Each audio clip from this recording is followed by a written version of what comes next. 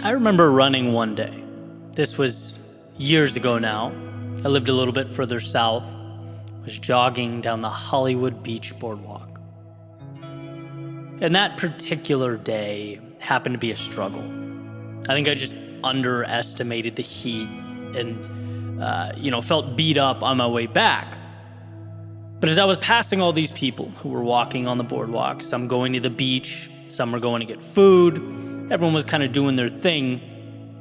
I just remember thinking how funny it was that in that 1 second glance that happens between two people as they pass one another, that no one I was passing knew how awful I felt.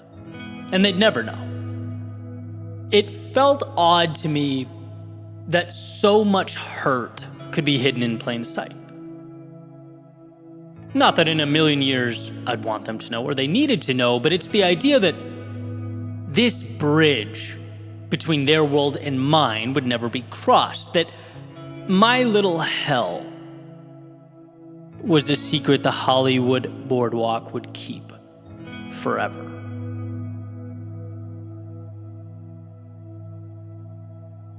In a way, it's kind of crazy to think about. How someone can be going through their own struggle, and it's never apparent to passersby. Right? Think about that. The vast majority of chaos on planet Earth, it goes unseen. Everyone's just kind of carrying around their own invisible burdens. That Hollywood boardwalk probably keeps more secrets than I can comprehend. And I've talked about this before, how over time, one of my biggest mental shifts was detaching from this notion that everyone has it all figured out and I'm the one stumbling through. Everyone else jumps out of bed, excited, screaming, "Let's go world, let's do this," right? Well, I dealt with my unease and my concerns. And that's just wrong, right? Yeah, there's certainly variability in everyone's problems. We're not all the same. But everyone is climbing their own mountain. Everyone has their own cross to bear. I remember a quote from Viktor Frankl. He said, "To draw an analogy, a man's suffering is similar to the behavior of a gas. If a certain quantity of gas is pumped into an empty chamber, it will fill the chamber completely and evenly, no matter how big the chamber. Thus, suffering completely fills the human soul and conscious mind, no matter whether the suffering is great or little. Therefore, the size of human suffering is absolutely relative." Eye-opening message. Relative and felt by all. See, there's two things I take from this. First, and probably the most obvious, I think it calls for us to be more compassionate to others, at least as much as we can. I've fallen short here plenty of times, we all do, but it reminds us that it should be a North Star. And two, there's a pragmatic element here, signifying that very rarely is what goes on around us about us. Very rarely is it personal. Because often our first instinct is to assign intentionality to things that happen around us. How could this happen to me? How could they do this to me? And in truth, it's just not about you. Again, the deepest, most complex aspects of human beings are invisible to everyone but the person they're happening to. Everyone is, to some extent, running down their own boardwalk on a hot summer day. So going back to that example, let's make up a scenario. Let's say I clumsily bumped into someone, ran too close to them. They could think jerk. They could think get in your lane. They could think pay attention, have some respect, I'm walking here. But would that situation be the product of my disrespect? Or would it be the fact that I'm exhausted, that I'm hot, that I'm dehydrated and only counting steps in my head? Buildings could have been collapsing around me and I would have had no idea. I'm focused on making it through. See, there's value in understanding this. So much value. The world is not working against you. It's comprised of 8 billion souls with different movies playing in their heads, and you can get more from it when you understand that. You can be more valuable when you understand that. You can give yourself more grace when you understand that. People cannot see your pain and you can't see theirs. But it is a shackle being removed to take life's events less personally, less seriously even. As you create something beautiful in your own world, understand that there are no true adversaries. I remember reading in the Four Agreements a while back, and this is kind of a sloppy paraphrasing, but people don't do things because of you. They do things because of themselves. And so, as you run your race, as you make your way into the world, understand that everything around you is assigned value by you. And those passers-by aren't for or against you. They are in the midst of various personal journeys, trying to run their own races, as are you. Look, the sun is hot. That humidity can be suffocating. The path laid out before you is long. These are tough obstacles that you have to overcome, that we all have to overcome. And in time you will. But don't create additional adversaries that do not exist. Don't imprison yourself with stories that don't hold up. It's not all about you. And understanding that, as it turns out, can be what makes all the difference.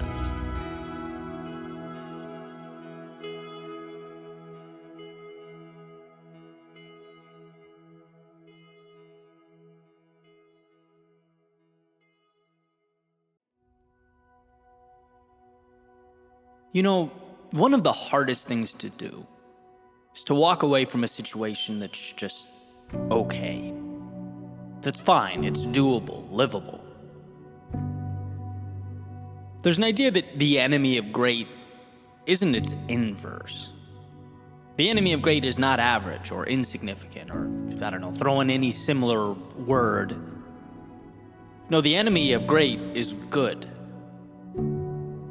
Why? Because it's incredibly easy to rationalize good. It's incredibly easy to sit back and tell yourself, hey, things aren't currently broken, so why touch them? Leave it alone. That's why it's a dangerous place to be. Comfort doesn't, on its own, initiate action or evolution. There has to be some sort of stressor to ignite the flame. And I'll get a response, every now and then, truly in good faith, asking, well, what's wrong with average? Why can't I just be? Not everyone can be LeBron James or Adele or Denzel Washington. Eddie, this convo sends people down a path of false hope. Well, hear me out, because I'm certainly not saying everyone can be LeBron James. But they can most definitely be LeBron James in their own world. And instead are settling for some sort of bench role. I'm not saying if you're not a movie star making $20 million a film, you've lost. I'm merely pointing out that perhaps you haven't even found the courage to star in your own movie, the one that is your life. And I can't speak for every human being on the planet here, but I most certainly can speak for myself. The easiest thing for me, the temptation I always find myself grappling with, is the temptation to stay where I am. To accept things as they are, pass change off as something that's just a little bit out of my control. That's what my lizard brain always seems to want. It's really nice to not have to feel the burden of knowing I can change things around me. Right? That prospect of creating my own friction, my own chaos, so that I can, in a sense, tame it and elevate myself. That can be overwhelming. That's stressful. But you know what it is at the end of the day? It's thrilling.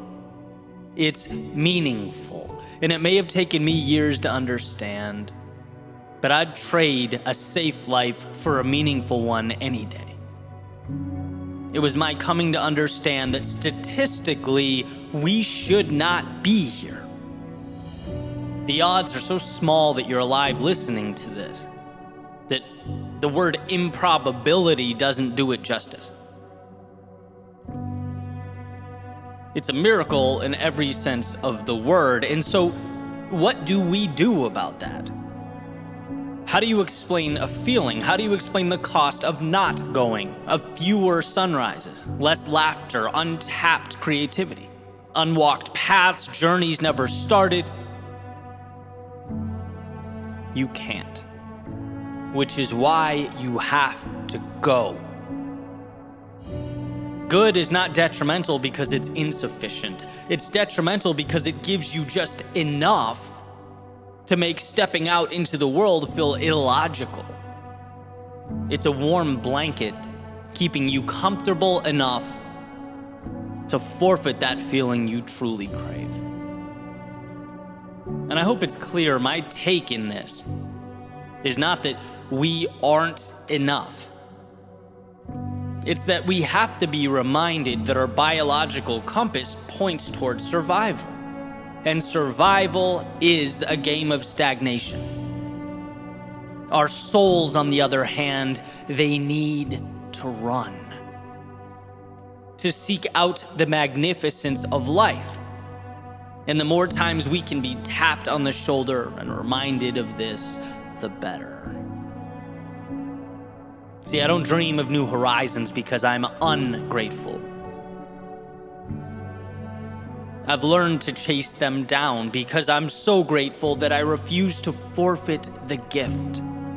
To leave my curiosity packaged and confined, I want to bask in life's abundance before my time here is up. And that's just it. That's the whole point. The friction between the knowing and the doing. Making that happen, physically bringing yourself there. It's not an easy thing. Certainly not as easy as putting your feet up and rationalizing the status quo. It's why I listen to voices that inspire me, read stories that teach me, I talk to people who lift me up. Going is harder than staying. But meaning resides in the going. So no, it's not about being LeBron James. It's about getting off the bench and at least shooting a shot. Whatever a shot means to you, wherever you are. Because if you don't, you'll never experience the thrill of having made one, of having felt that success. It's not about what you're doing, it's about what you're leaving on the table. Is average terrible? I don't know. Is a Ferrari never taken out of its garage terrible? Not really, it's still a Ferrari, but it won't experience the very thing that Ferrari was designed to experience. Again, how do you quantify that? You can't. Not until you go. So here's the stepping out of whatever the present definition of normalcy is in your world. Maybe not frantically changing the world around you, but certainly questioning the good, questioning yourself, questioning the road you're on. Has the routine overshadowed the reason you put the routine into place? Has the way things are come to outweigh the way you'd like them to be? Has good become a distraction, misdirecting you away from both life's brilliance and your own.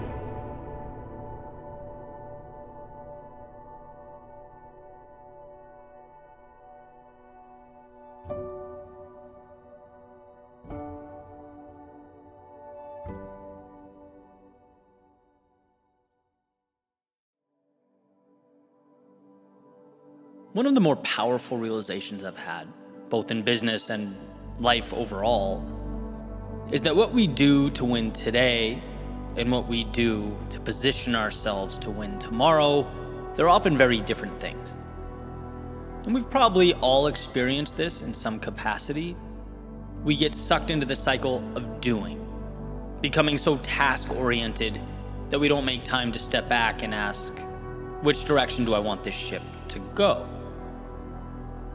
Because sure, we have to keep it afloat, and we have to keep it afloat now. But also, we have to navigate. The ship's role isn't solely to float, right? It's a transportation mechanism, a vehicle. Where are we going? And so the question becomes, how do we balance the two? I came across an awesome book by Lee Benson called Your Most Important Number. And I'm about halfway through, but already finding a ton of value that I'll be sharing in the future, primarily around positioning your business for success. And one of the first things the book discusses is the difference between what Lee calls eating and dreaming.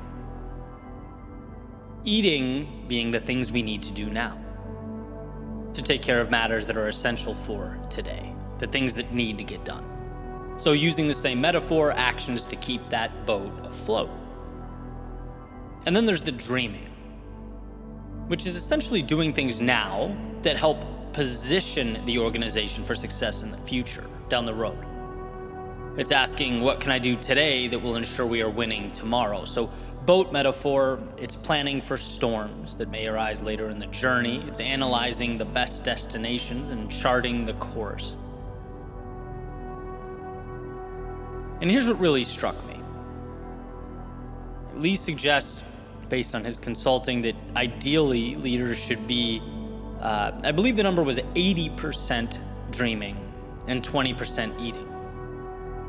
So yeah, doing what has to be done today, obviously, but largely focused on positioning the organization and themselves for success in the days to come.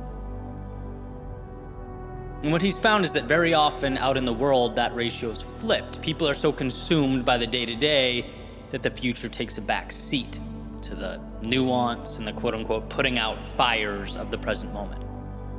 We're spending 80% of our time eating. Now, like most things, this is not one size fits all. Say frontline manager at a factory is not going to be 80% dreaming and 20% eating. Their task requirements are different. But the point remains, it's imperative that we, in some capacity, utilize our resources now to look ahead. I don't know if I've ever told this story, but I always joke around with my brother about it. When we were kids in Southern California, we'd have these basically battles on the beach, right? Where we'd go down to the hard sand right in front of the water, and we'd each build these little wall/fort type things, maybe 20 feet apart from each other. This is like emulating World War I type stuff. And then we'd make cannonballs out of sand and just throw the sand at each other, right? So in a way, this is a perfect metaphor because we would always be juggling, on one hand, building the fort that would protect us from the other person, so dreaming. And then on the other hand, I mean, those things hurt, right? We'd have to, in real time, be dodging incoming sand simultaneously to building that wall, right? So the eating. And he's a bit younger than me, so admittedly, this wasn't really fair. But regardless, he would get so consumed with throwing sand that his wall would be really cheaply made. At the beginning, I'd be trying to make this really solid base foundation, and he would just be pelting me with this stuff, and it was brutal. But as time went on, I'd build that wall higher and higher, and eventually it would be lights out for him. He'd have nothing to hide behind. The young buck was doing, let's say, way less than 80% dreaming. And so I'm no longer building castles in the sand. But as Thoreau said, now I'm looking to build them in the air, seeking to bring things into life that are merely ideas and concepts in my head. And naturally, this prompted me to ask, well, what's my ratio now? Because it sure feels like I'm doing a lot of eating. It sure feels like I spend a lot of time every day, dodging Mikey P's incoming sand cannonballs, right? Things are going to be different tomorrow than they are today. And to truly win, we need to be asking ourselves, how do we build that bridge from the present to the future? How do we lay out stepping stones that will allow an evolution in what we're doing? And I'm thinking, if my day's 95% consumed with eating type tasks, then I need to figure things out here, right? Is it automate? Is it eliminate? Is it delegate? It's something, because the ship needs to be more effectively captained. And I love these epiphanies. Just a change in mindset that can completely redirect one's entire trajectory. And it's funny, I was having a conversation earlier today with a friend about scaling and impact and growth. Another person I love to throw ideas back and forth to. And he asked me, well, Eddie, what are some of the ways your world within could make money? And I was like, oh, it's easy, right? So I laid it all out in great detail, the ins and outs, and he says, that's awesome, but that's not the question I asked you. You answered a different question. You answered, how is the business making money now? I asked, how can it make money in the future? Boom, another epiphany. One of those instances where you catch yourself thinking small. And this isn't a knock on the work I'm doing now or the systems in place now. They're great now, but again, now isn't forever. If you have plans to add more value and create more impact, build more things, that has to be baked into your time and resource allocation. We all have to eat because we don't want to starve, but we also have to dream. Because if we're unable to look ahead, we simply will not be equipped to handle the turbulence of tomorrow, right? There's a duality to this game. And I think the ratio with which we're juggling the two deserves consistent attention and examination. Now, yeah, life is seasonal. There are times where keeping that ship afloat takes everything we have. But it's understanding that that is a season and not the way things are. Dreaming allows us to start moving in the right direction, even if it's one small step at a time. Building today piece by piece, something we can stand on tomorrow, a staircase to the version 2.0 and 3.0 and 4.0. The future depends on what we do today, and so we must create space for that seed to grow. We must chart the course and captain the ship to the next horizon.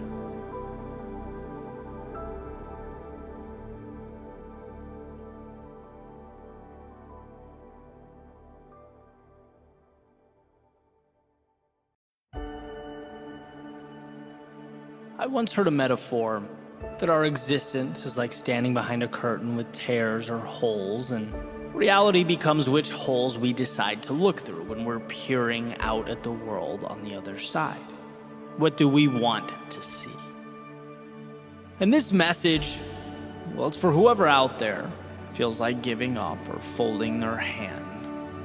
Whoever's been waiting for things to change but only sees the clock moving forward, this is a reminder that the very thing you need is on the other side of that curtain. And you don't need to change who you are. You just need to position yourself to see it. Because it's there and you're ready. And when life hurts, we might have every reason to be in pain, to feel lost or confused, but I always find it to be a beautiful reminder that we also have every reason to seek out from that pain something we've never been before. Why is it that our greatest accomplishments come when our backs are to the wall? Our greatest acquisitions after losing something dear to us? Why is it that we find ourselves and our way only after being lost? I've never heard someone say, "Thank God I never changed or left or tried something new." No, it's thank God the adversity forced upon me the courage to evolve into something more. Pain is to our potential what water is to a seed. It's the beginning of everything, unshackling, opening the gate, and making us realize we were sitting on the answers. That adversity doesn't stop you, it makes you stronger. That the down times lift you up. That when you lose yourself, you find a part of you that can now become the bridge to your future. See, I understand that things are difficult and challenging. I understand they're not easy, and I'm not asking you to pretend it's not happening or ignore it or close your eyes. I'm asking you to find, amidst all of this, that one thing that will get you to tomorrow. I'm asking you to find the courage to say, yes, this hurts. Yes, I'm stretched thinner than I've ever been, but I'm still going to find a way. I'm still going to make it happen. Because at the end of the day, you won't remember what hurt or what stood in your way, but you'll remember what you did about it. You'll remember how you arranged those pieces. How when your instincts said run, you stopped and built something you'll never forget.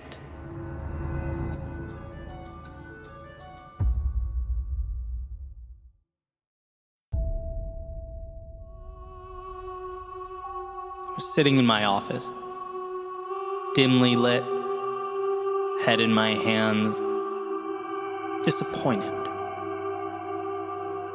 Mostly in myself for letting the opportunity escape, because I had it. I could have held on. Instead, I watched it slip away, and in frustration, leaned back in my chair, looked up, noticed a little rectangle of light subtly bouncing around on the wall. It had made its way from a small gap in the curtains, completely breaking the uniformity of darkness. Its presence signaling just how much exists outside our periphery during those tough moments. Reminding me how much our darkest days only remain so long as we refuse to let light in, and how periods of longing are unavoidable. But whether we lay down because of them or stack and stand upon them is up to us. Now, I don't know why what we need is hardest to grasp during our times of greatest vulnerability. But I do know that we are capable of standing up, of lighting a match amidst the shadows of life. I do know we are strong enough to take the curveballs and the complexity and not just exist with them, but transform them into our stepping stones. So often the endings we didn't think we wanted become the beginnings we didn't know we needed. It's not about being perfect. It's about getting up when your soul feels heavy and your body is weak. Making your way to the window, opening the curtains, and letting the light in. And the key to maintaining perspective, to never relinquishing your control or composure, is to understand that there is value in the seemingly valueless. That when we most want to hang our heads and retreat to a place of sorrow, we must hold on to the fact that somewhere underneath it all is the reason you will not only move on, but emerge victorious. Rise from the ashes of despair stronger than you ever were. When life turns out the light and shakes your world at the foundation, it isn't to check your progress, but to remind you that you can be the light. You can withstand the rumbling underneath you. That we will never completely mitigate adversity. But we were given perhaps the greatest gift of all. The power to decide what will become of it.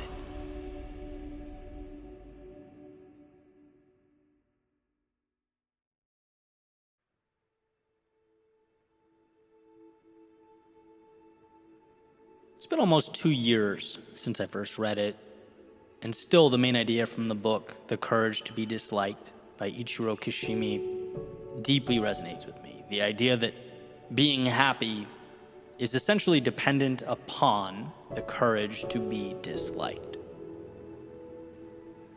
And at first, it might not seem like the two, would ever be related. Happiness and being disliked, an odd pair. Maybe even seemingly counterintuitive.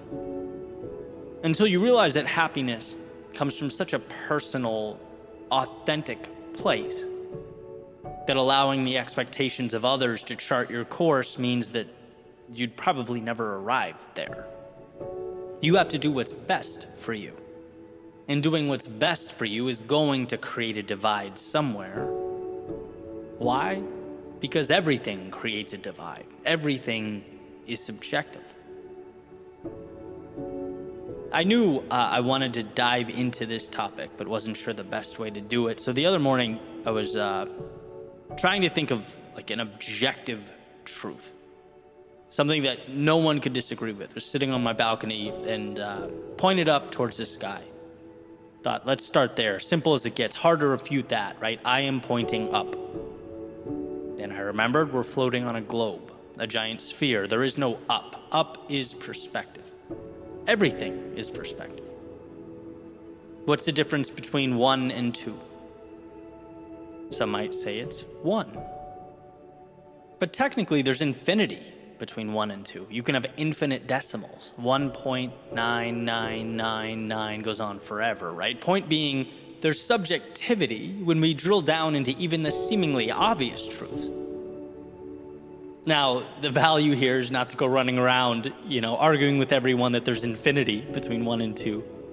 No, there are certain aspects of society that we must adhere to, otherwise we couldn't function together, right? But it's simply to show that you following the path you believe is right for you cannot be rightfully assessed by someone else.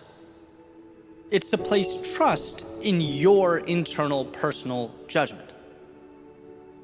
And when people don't understand your infinity, that doesn't mean it's wrong. And by the way, I don't have blinders on to the fact that it's hard to do. In many ways, it goes right up against our lizard brain biological wiring, right? Where fitting in equates to survival and ostracization becomes a death sentence. But we are, fortunately, beyond that. It's in our interest now, and in fact, I think the courage to be disliked is a critical lifelong journey. I'm better at this than I was 10 years ago, no question. But do I still have a ways to go? Absolutely. There are still things I'm working on every day to let go of. I remember reading in Jefferson's biography about how it was so hard for him to be demonized in the press all the time that it almost dissuaded him from jumping back into politics before his presidential run. Being attacked is a hard thing. But ultimately, he let his beliefs and personal values drive him, his ambition in a lot of ways, and came to see the scrutiny as a cost, decided it was worth the price. Or like I use this all the time, take one of the biggest pop stars of our day, say Justin Bieber. You look at what people are saying about him in the comments of his video, a lot of it's wonderful, some of it's great, sure, but some of it's awful. And that's just the price of anyone putting themselves out there. And again, you think of an inverse scenario. Imagine if he didn't. Imagine if he limited himself or didn't dive fully into what he does because he knew some folks out there would have some bad things to say. Now, we are, for the most part, neither famous politicians nor pop stars, but our worlds contain the same elements at different scale. There are things we're all scared to do or say because of how it will be received. There are parts of ourselves that we repress because we don't know what the feedback will be. We're all scared to fail in some capacity because of how it will look or what others will say about it, which is why being disliked is courageous. As Aristotle has said, the only way to avoid criticism is to do nothing, to say nothing, and be nothing. The opposite of being fully, truly yourself is becoming the manifestation of that quote. It's never pushing yourself, never seeing what you're capable of, never exploring or executing on your dreams, your ambitions. Now, this is speculation, but if I were a gambling man, I'd place everything I own on the idea that when we're old, looking back on our lives, we'll spend less time thinking about who criticized us or disagreed with us than how we spent our days and who we shared them with. Did we live in a way that made us happy, that was meaningful? Because on a sphere, everyone believes they are pointing up. But in actuality, none of us are. We're all merely navigating the subjective universe behind our eyes. So why not truly explore? Why not capture the magic out there before the hourglass runs out of sand? It's hard, sometimes it hurts, it takes all we have, it requires courage. But I think we'll all come to find that the decision to live fully in our authenticity, regardless of whether others agreed, disagreed, or were indifferent, was the best decision that we ever made.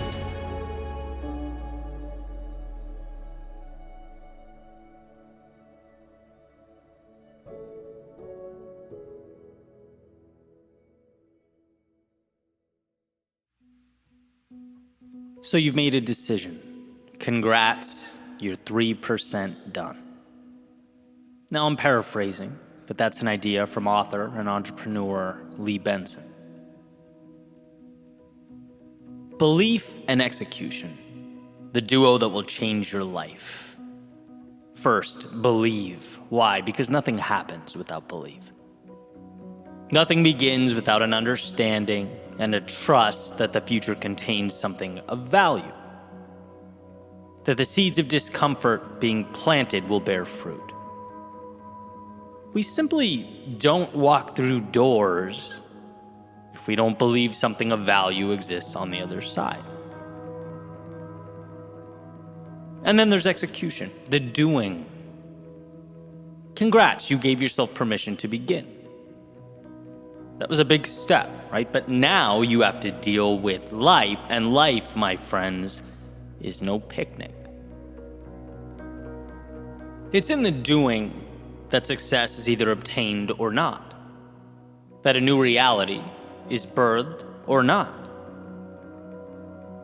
In the book, Your Most Important Number, Lee Benson has said, so you've made a decision, congrats, you're 3% done. Why? Because, well, now comes the implementation, the execution. Now the feet are on the ground and the wheels, the road, and we must transform the thoughts into things. Thinking can be so much more convenient than doing. Execution is trying things. It's recognizing the attempts that didn't work. It's moving forward only to realize wrong path or wrong approach. Or maybe what's required of you is not yet something you're capable of producing, and so you must evolve. It's seeing setbacks as data points. It's understanding that to not know is okay because we collect our answers as we go. It's seeing the journey as an experiment, one in which we seek to understand ourselves and the world. There is so much contained in that 97%. To write your own ending storybook. An infinite number of paths and outcomes, but ultimately only discoverable by you. And I think that's one of the most beautiful things about life. And once you give yourself permission to walk a certain path, once you believe in something greater than the world as it currently exists, you become an artist, painting something that was not there before, using the highs as little benchmarks to remind you why you started to begin with when your landscape becomes gray. It's using the lows as fuel that turns the ordinary into extraordinary, that slingshots the old you to the new you, adding brightness and vibrance to the overall scene. You're encapsulating all of it as you move through that great unknown, as you push further and further into the abyss. You're playing the role of maker, not because you knew how it would all turn out, but because you didn't, and still you executed. Recently in an interview, I heard Alex Hormozi, a now accomplished entrepreneur in his own right, talking about some of his failings, consulting gyms in the fitness industry, the moment when things went south. And he lost it all. Now, for a moment, he thought he had. Money, assets, and perhaps even the pride gone. But came to learn that money and those assets, they are lagging indicators. They aren't the value that's obtained. The value is who you become. The value is learning how to be someone who can obtain those things in the first place. It's emerging from the old restriction and limitation, the old narratives. Because that cannot be taken away. When we execute, we're making ourselves something we otherwise could never have become. And so Alex learned that what he lost was insignificant compared to what he gained. And why is this such a common theme? With industry leaders, folks speaking on their accomplishments, I think the answer is simple, because you don't get there without the doing and the execution. And if to execute means to step forward without having all the answers, after all, we are only human, life will humble us. Excellence must be a game of trial and error. We can't escape those lost everything stories, because choosing the right path every time, well, that only happens when you choose no path at all. We have to act and be okay understanding that action brings with it mistakes and lessons and setbacks. You know, all those little annoying things that become greatness. 97% is left because the path before you is unwalked. But know that it contains everything. Everything you need. So believe it. Decide. Because nothing starts without that initial 3%. But nothing changes without the subsequent 97. That's where we are shaped. And when you come face to face with the inevitable adversity, know that life might take the material gains. It might demand a price you deem to be steep. It might collect as a toll assets you've been accumulating along the way. But it can't take what you know or who you've become. And that is why you execute. To build the world around you, yes, but most importantly, to build yourself into someone who can thrive in such an environment. It's in doing that the man is built. And as was said in Gary Keller's book, The One Thing, build the man and the world falls into place.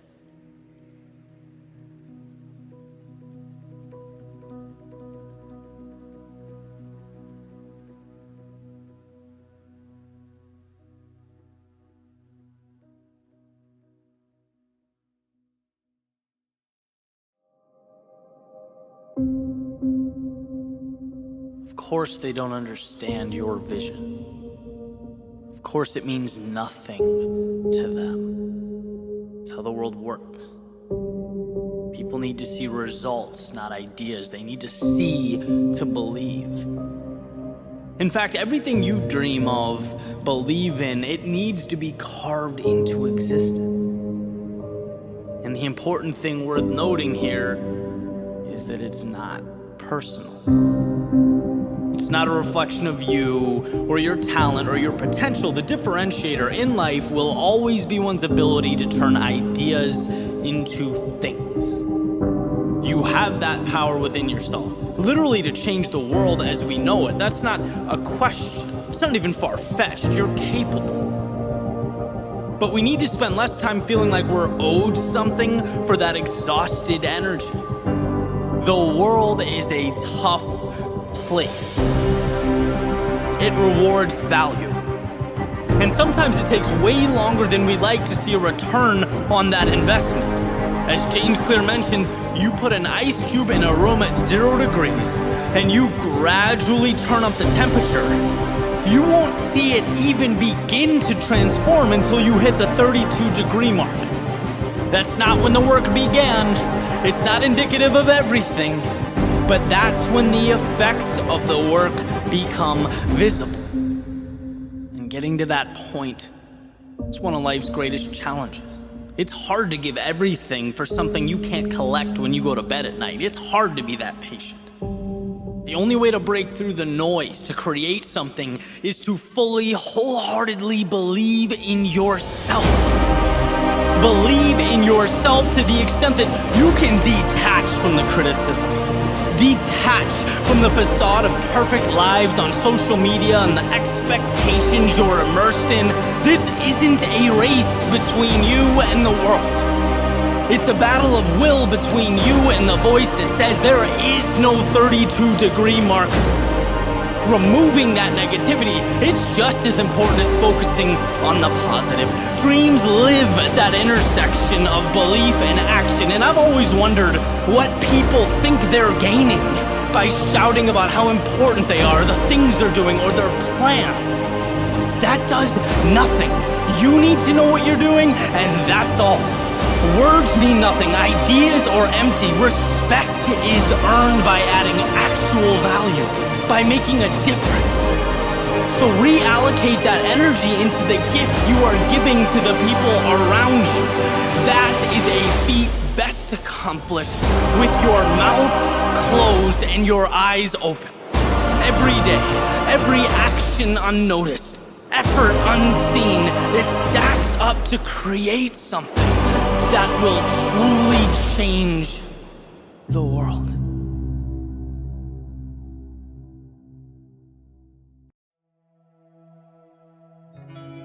You can become so fixated on winning or losing the game that you forget to ask yourself, am I playing the right one? Is this my game? Am I setting myself up to win in an arena of significance to me? Because look, there are infinite games out there. And sometimes we find ourselves caught up in a race we have no business running. Meaning it doesn't really do anything for us. It's not where we want to be or should be. There's a saying by someone, and a few social media outlets actually restricted my post for suggesting it was Einstein. So it might not be Mr. Einstein, but whoever said it, thank you, you're awesome. The saying goes, everyone is a genius. But if you judge a fish by its ability to climb a tree, it will live its whole life believing it's stupid. Now, there are a lot of us fish out there attempting to climb trees as we speak, wondering why we're not where we want to be, perhaps seeing the results or lack thereof as an indication that we're insufficient, inadequate in some way. When, hey, that's not the case at all. It's that we haven't taken the time to identify our own personal intersection of what we love and what adds value to the world. We haven't manufactured those fireworks. That's something that has to be explored, found. J.R.R. Tolkien, not all who wander are lost, right? And I think we innately fear this process of searching because it's unsettling to not know how things are going to play out. Trust me, I've been there, right? It's taxing to not have your packaged little elevator speech and a 5-year vision when it seems like the whole world does.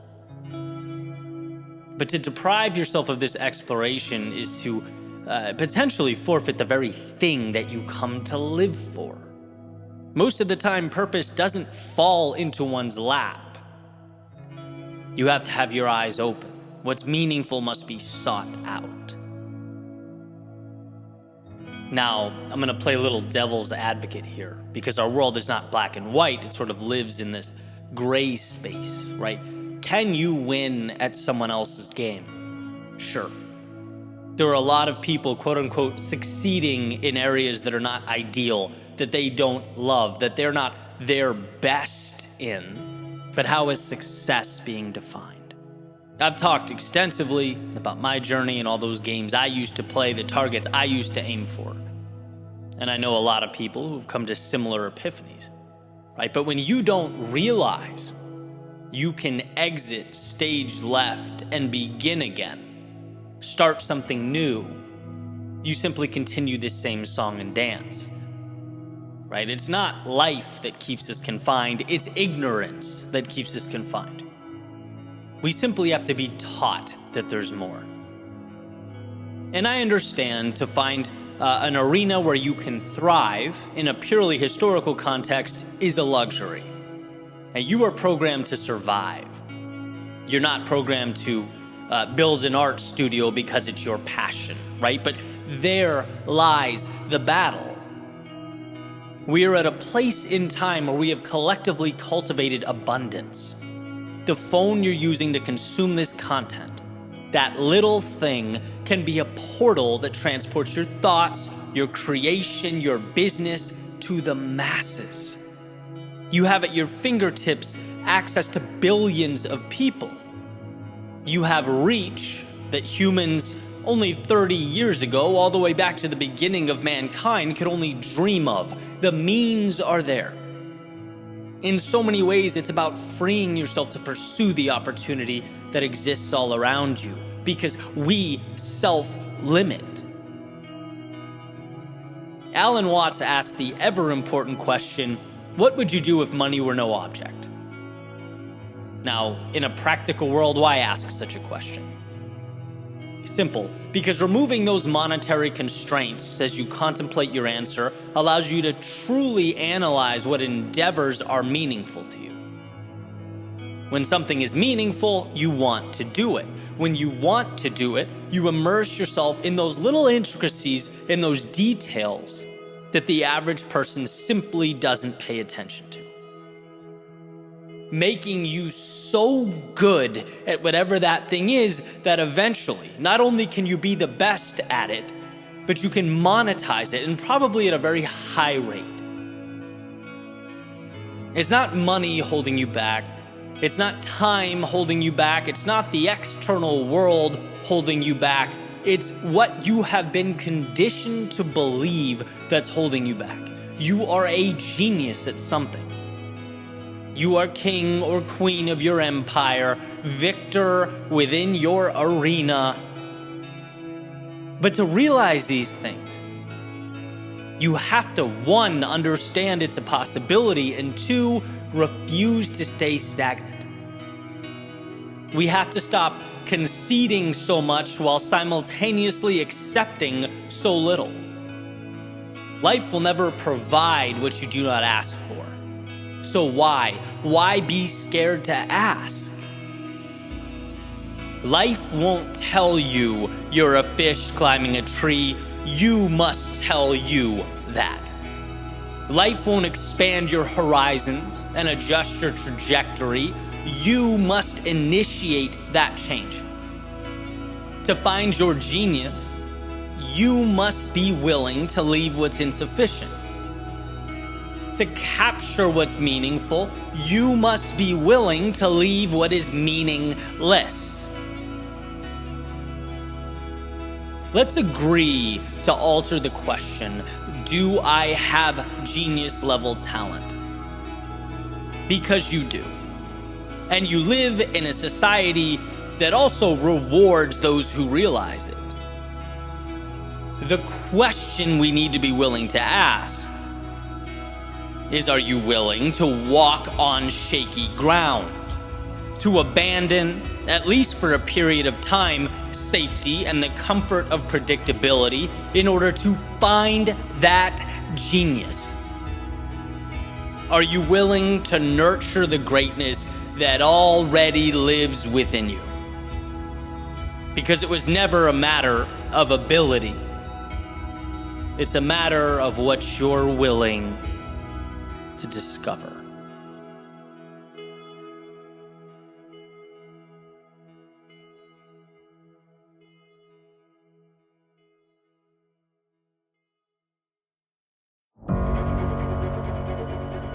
Every next level of your life will demand a different version of you. Why? Because life is about reaching outside of your comfort zone, acclimating until you are comfortable, and then repeating the process. Every time you leave the familiar, you are granted a new set of armor. As Jim Rohn said, if you want to have more, you have to become more. For things to change, you have to change. For things to get better, you have to become better. If you improve, everything will improve for you. And every time we expand ourselves, we are forced to change in some way, evolve. So many of us fall into the trap of waiting for the perfect moment to jump. There is no perfect moment. How could there be? There's no perfect time to step out into a world you're not prepared for. But that's life. We jump and we grow wings on the way down. We step into the chaos and acclimate. By walking into the dark, we are forced to become the light. This makes staying where you are the most dangerous thing you can do. Let's use our imagination for a second. Let's say you reach for the next thing. You stretch yourself. Move towards something you really want and you fall short. Okay, time to breathe. Reassess, step back for a second, and reapproach. A little better this time, a little wiser this time. As long as one remains engaged in this cycle, growth is inevitable. But now, let's say you never step in. Let's pretend the idea of moving into the unknown is too much. You'd rather stay with the familiar, pain-free, you think to yourself. But you would, in fact, be wrong.